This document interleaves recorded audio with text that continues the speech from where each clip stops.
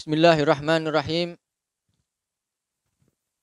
Pada malam hari ini kita sama-sama akan mendengarkan, sama-sama akan merenungi, memahami daripada tafsir surat Maryam. Suratul Maryam. Surat Maryam. Di dalam Al-Quran tidak pernah disebutkan nama seorang perempuan secara jelas, dengan lafadz yang jelas, kecuali nama Maryam. Kenapa? Karena kekhususan, keutamaan yang dimiliki oleh Sayyidah Maryam alaihissalam sehingga diabadikan oleh Allah Subhanahu wa taala di dalam Al-Qur'anul Karim. Oleh karena itu, sering kita dengar di dalam ayat surat An-Nisa, Ar-rijalu qawwamuna 'alan nisa. Laki-laki melebihi perempuan. Tapi jangan sampai kita lupa di dalam ayat yang lain di surat Ali Imran, Allah Subhanahu wa taala mengatakan walaysa dzakaru kal unsa.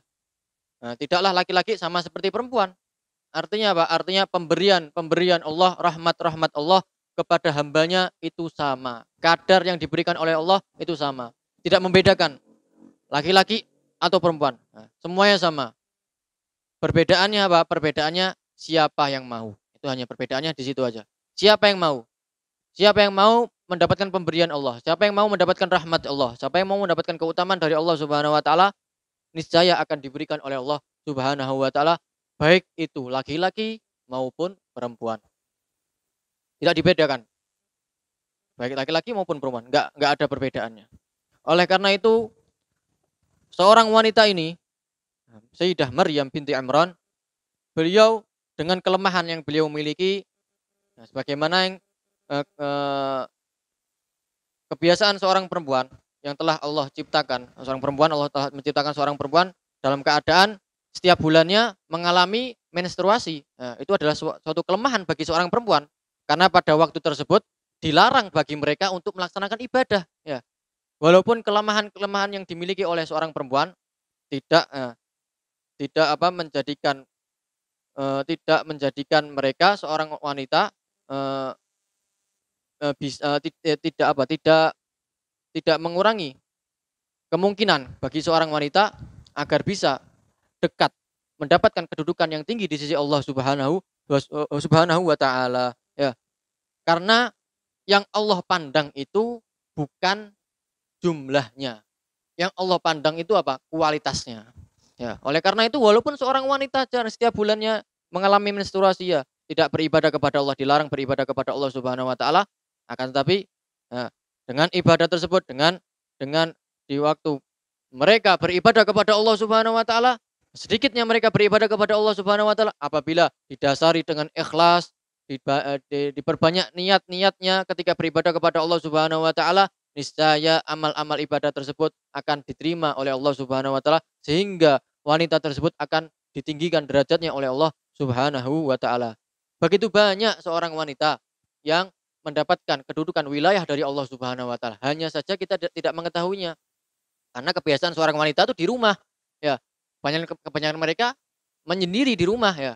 Bahkan mungkin mungkin di zaman sekarang mungkin banyak dari para wanita yang mendapatkan kedudukan wilayah dari Allah Subhanahu wa taala. Hanya saja kita tidak mengetahuinya. Nah, yang sering kita dengar orang laki-laki yang mendapatkan kedudukan wilayah. Nah, seorang wanita juga mendapatkan. Nah, banyak dari mereka mendapatkan kedudukan wilayah. Di antaranya siapa? Sayyidah Maryam binti Imran, Sayyidah Asiyah, ya. Eh, Sayyidah Fatimah Zahra, putri Rasulullah SAW, Sayyidah Aisyah, ya. Eh, Sayyidah Rabi'ah Adawiyah, ya. Syekhah Sultanah yang ada di kota Tarim, ya. Syekhah Sultanah Zubaidiyah, dan juga dari wanita-wanita yang lainnya yang tidak pernah kita dengar, ya. Hanya diketahui oleh Allah Subhanahu wa taala, ya. Oleh karena itu, ibu-ibu jangan berkecil hati, ya. Jangan berputus asa untuk mendekatkan diri kepada Allah Subhanahu wa taala, ya. Karena pemberian Allah itu sama kadarnya, ya. Rasulullah bersabda inna lillahi fi ayami dahrikum lanafahat.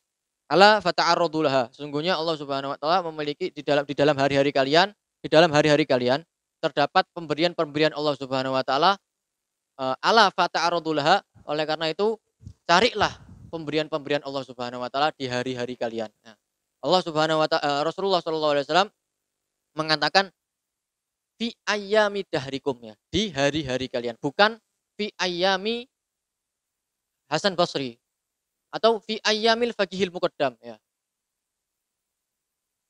Karena pemberian Allah Subhanahu wa taala dari zaman dahulu sampai sekarang sama. Kadarnya sama, tidak berubah sedikit pun. Ya. Oleh karena itu Rasul mengatakan fi ayyami dahrikum, di hari-hari kalian. Baik di zaman dahulu maupun zaman sekarang sama kadarnya, hanya saja perbedaannya siapa yang mau dan siapa yang tidak mau. Orang-orang dahulu mereka keinginannya, semangatnya untuk mendapatkan wilayah, kedudukan di sisi Allah Subhanahu wa taala besar, sangat dalam sehingga mereka mendapatkan kedudukan wilayah oleh Allah Subhanahu wa taala. Nah, kebalikannya orang di zaman sekarang ya, karena banyaknya sistem-sistem yang telah dirancang oleh Yahudi, oleh musuh-musuh kita, sehingga melemah semangat tersebut ya.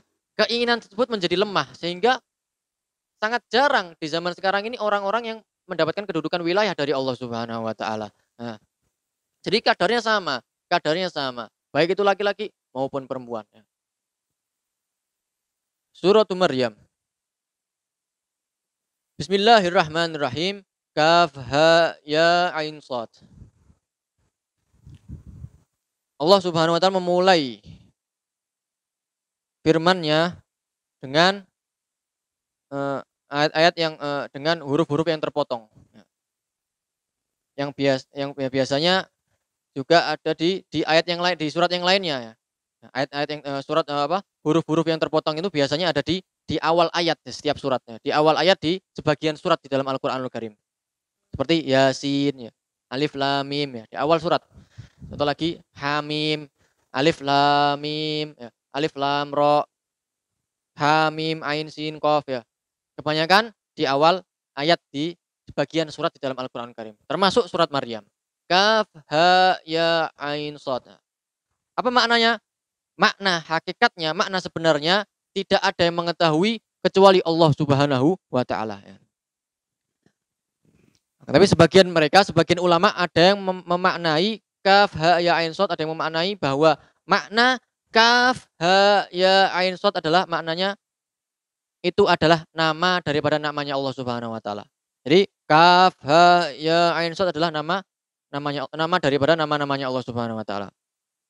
Ada yang mengatakan enggak, kaf ha ya ain shad itu adalah Ismullahil A'zam, namanya Allah yang paling agung. Yang mana dikatakan Rasulullah Shallallahu alaihi wasallam bersabda, "Idza du'iya bihi laqad Allah bismillahil a'zam alladzi idza du'iya bihi ajab wa idza su'ila bihi a'ta." Ketika ada seseorang, ketika itu Rasulullah Shallallahu alaihi wasallam sedang duduk bersama dengan sahabat-sahabatnya, di situ juga ada Sayyidina Anas ya. Ketika itu mereka Rasulullah dan para sahabatnya melihat ada seseorang yang melaksanakan sholatnya. Diperhatikan oleh Rasulullah SAW, setelah selesai sholatnya, orang ini berdoa kepada Allah Subhanahu wa taala dengan menggunakan Ismullahil A'zam. Nah, orang ini berdoa kepada Allah, Allahumma inni as'aluka bi anna lakal hamda la ilaha illa anta al-mannan badi'us samawati wal ard ya dzal jalali wal ikram ya hayyu ya qayyum. Orang ini berdoa kepada Allah Subhanahu wa taala dengan menggunakan Ismullahil A'zam. Apa itu? Ya dzal jalali wal ikram.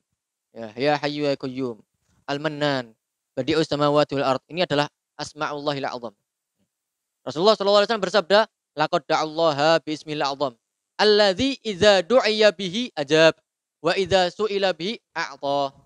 Orang ini telah berdoa kepada Allah Subhanahu wa taala dengan namanya Allah yang agung, Ismullahil A'zam.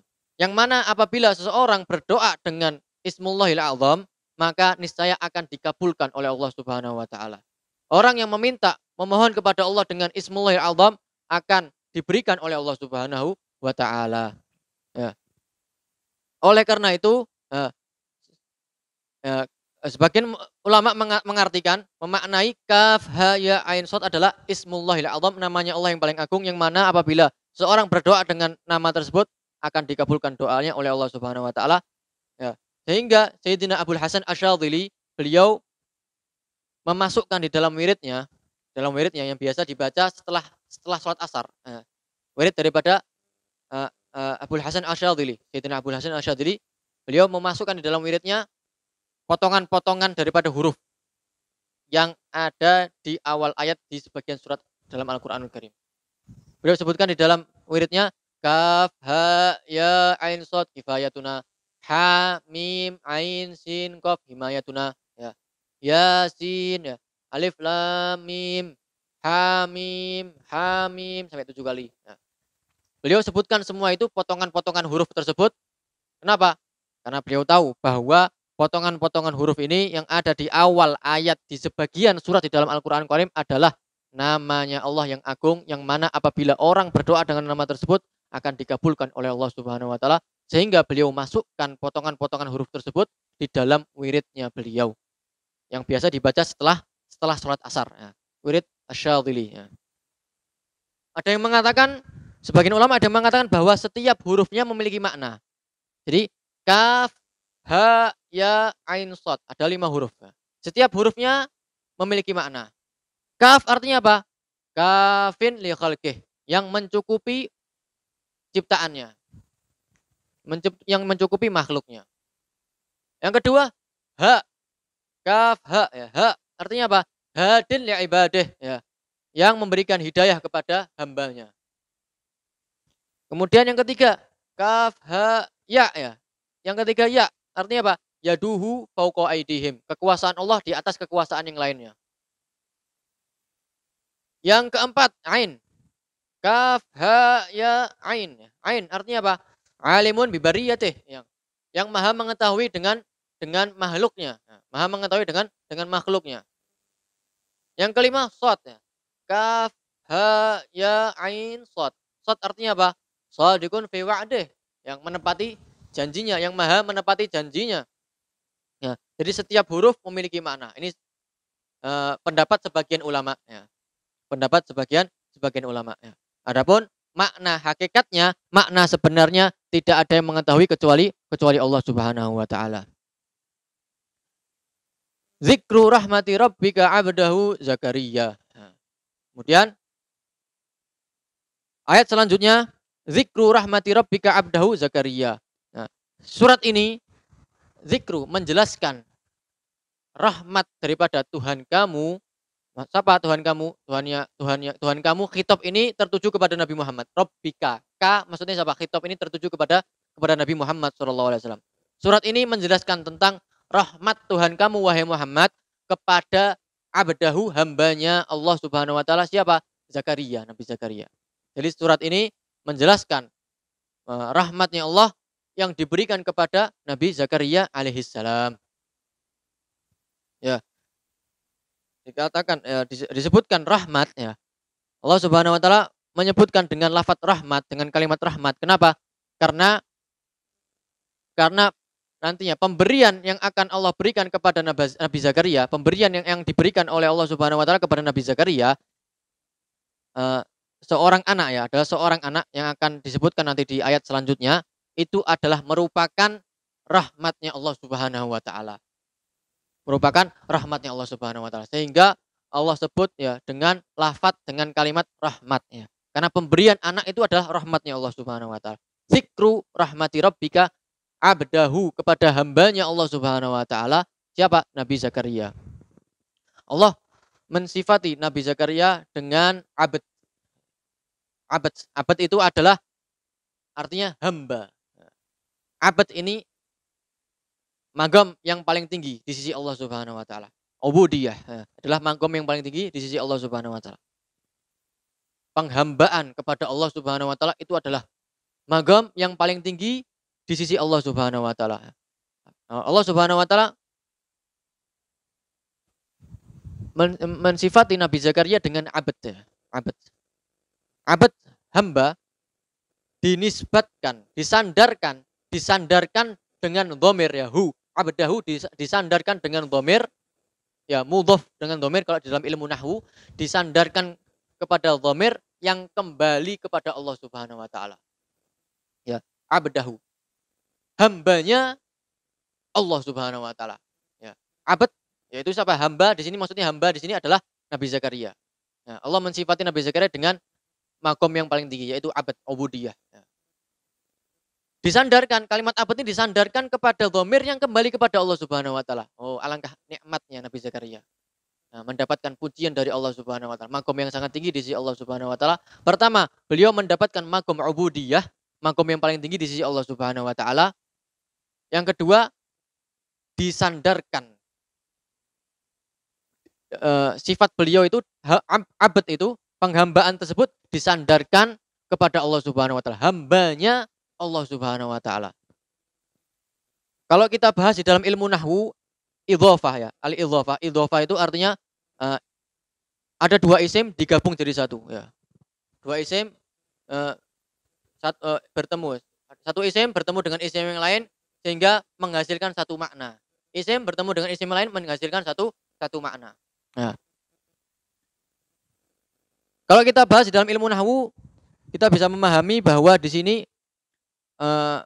Nabi Zakaria ketika disandarkan kepada Allah Subhanahu wa taala sehingga menghasilkan cinta. Menghasilkan apa? Cinta kepada Allah Subhanahu wa taala, menghasilkan kedudukan yang sangat tinggi di sisi Allah Subhanahu wa taala. Kenapa? Disandarkan kepada Allah Subhanahu wa taala. Ya.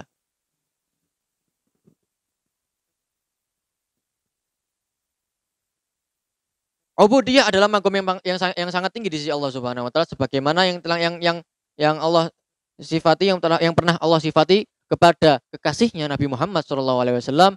Allah Subhanahu wa taala berfirman, Bismillahirrahmanirrahim, Subhanalladzi asra bi abdihi. Maha suci Allah Subhanahu wa taala yang telah mengisrakan bi abdihi dengan hambanya. Siapa? Nabi Muhammad SAW. Hambanya siapa? Hambanya Allah Subhanahu wa taala maksudnya Nabi Muhammad SAW. Ya. Ubudiyah adalah makom yang sangat tinggi. Kenapa? Karena penghambaan kepada Allah Subhanahu wa taala adalah sifat yang paling tinggi di sisi Allah Subhanahu wa taala. Kenapa? Karena dia selalu menanamkan di dalam hatinya penghambaan kepada Allah Subhanahu wa taala, merendahkan diri di sisi Allah Subhanahu wa taala. Tahu dengan keadaannya bahwa dia adalah manusia yang lemah, bahwa dia adalah ciptaan Allah Subhanahu wa taala, bahwa dia adalah hambanya Allah Subhanahu wa taala, sehingga dia di setiap waktunya, di setiap saatnya, setiap aktivitasnya selalu membarengi ya, membarengi setiap aktivitasnya dengan kalimat Allah, dengan kalimat Allah ya. Baik itu pekerjaan yang mubah maupun pekerjaan yang sunnah, apalagi dengan pekerjaan yang wajib, selalu membarengi dengan kalimat Allah ya. Sehingga apa? Sehingga makom tersebut adalah makom yang paling tinggi di sisi Allah Subhanahu wa taala. Tahu dengan keadaannya ya. Ya karena dia tahu dengan keadaannya adalah seorang hamba yang hina, yang sangat rendah ya. Penghambaan kepada Allah Subhanahu wa taala. Kebalikannya adalah sifat kibir ya. Kibir, sombong. Nah, sombong adalah sifat paling rendah di mata Allah Subhanahu wa taala. Ini kebalikannya. Kenapa? Karena dia selalu merasa dirinya tinggi. Selalu merasa dirinya tinggi, sombong. Merasa cukup dengan amal ibadah, merasa cukup dengan amal wajib, amal fardu, amal ibadah yang fardu. Dia tidak butuh dengan amal-amal yang sunnah ya. Yang dia butuhkan adalah perkara yang wajib saja. Amal sunnah dia membuang jauh. Dia buang jauh amal yang sunnah. Kenapa? Dia merasa tinggi. Merasa bahwa dirinya sangat tinggi. Ya, ini adalah orang yang paling rendah. Paling rendah di mata Allah Subhanahu wa taala.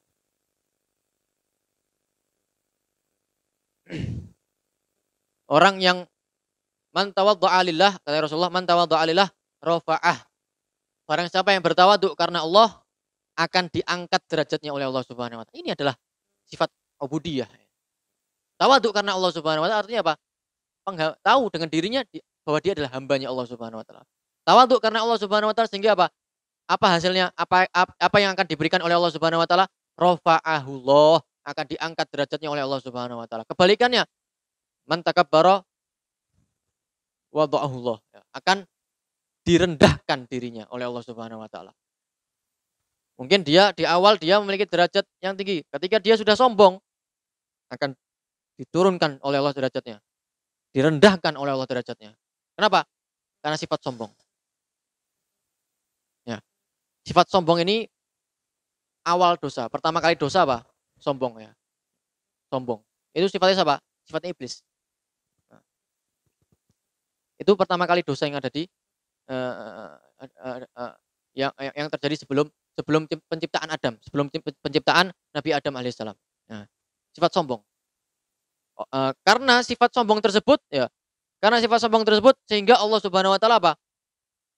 Melaknat iblis ya. Allah usir iblis dari surganya. Kenapa? Karena sifat sombong.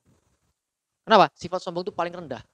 Sifat yang paling rendah, paling hina, paling busuk, ya, paling hina di mata Allah Subhanahu wa taala. Orang yang memiliki sifat sombong berarti sama seperti iblis. Ini adalah sebagian uh, uh, daripada penjelasan tafsir surat Maryam. Yang insya Allah di pelajaran selanjutnya kita akan sama-sama merenungi memahami daripada daripada penjelasan tafsir di ayat selanjutnya, yaitu idna darabbahu nidaan khafiyah. Bagaimana keadaan Nabi Zakaria ketika memohon kepada Allah Subhanahu wa taala, berdoa kepada Allah Subhanahu wa taala, sehingga sampai Allah Subhanahu wa taala memberikan permohonan-permohonan tersebut, doa-doa tersebut, sehingga Allah berikan, Allah kabulkan doanya, sehingga Allah berikan seorang anak yang dinamai dengan Yahya alaihis salam. Insya Allah kita akan pelajari, kita akan pahami, kita akan renungkan di pelajaran selanjutnya.